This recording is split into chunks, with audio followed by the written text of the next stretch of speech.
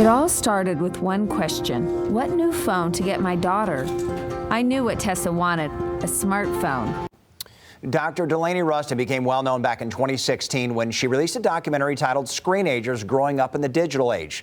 We did a two-part story with her back then, and we recently caught up with her once again with the release of her second documentary and new book as well. Ironically, it all comes right as screen usage for many has only gotten more intense, at least partly due to the pandemic.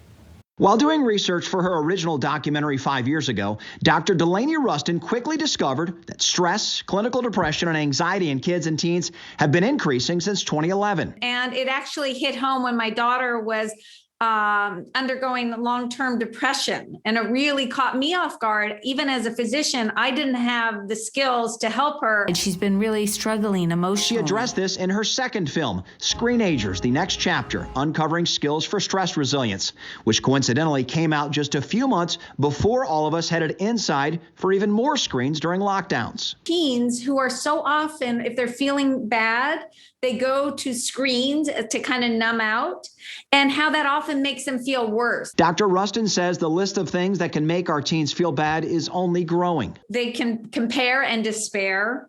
More than ever now with COVID, they can see how they're being left out of things because they really can't necessarily be in the small bubble that exists of a few friends. The list of YouTubers that they are following who seem to still have these perfect lives is very intense. As we return from pandemic hibernation, Dr. Ruston says it's important to appreciate and acknowledge the good that the screens provided during the past year, but also realize there are two types of screen time. There is productive screen time, which is all about working, how we learn. And then there's consuming screen time.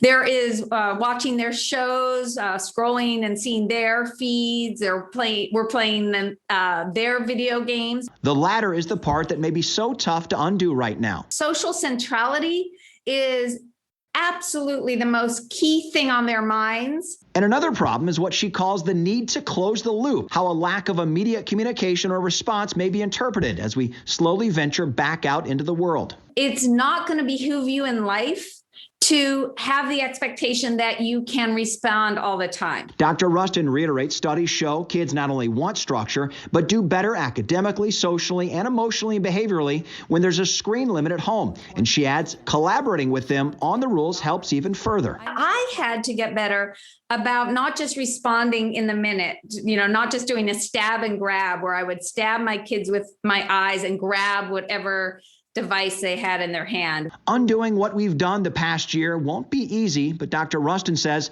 there's no debating what's best for our teens' mental state as we go forward. Now more than ever after COVID, we have a unique time to really make sure that we don't just accept screen saturation, but we all work together to make sure that there's screen balance, because the data, Derek, is clear.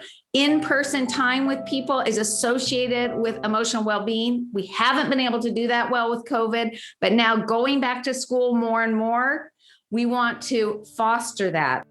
And for more about either of Dr. Ruston's films, they are very informative as well, or her book, maybe her podcast as well. Just go to screenagersmovie.com. We have all that linked on our website, fox17online.com.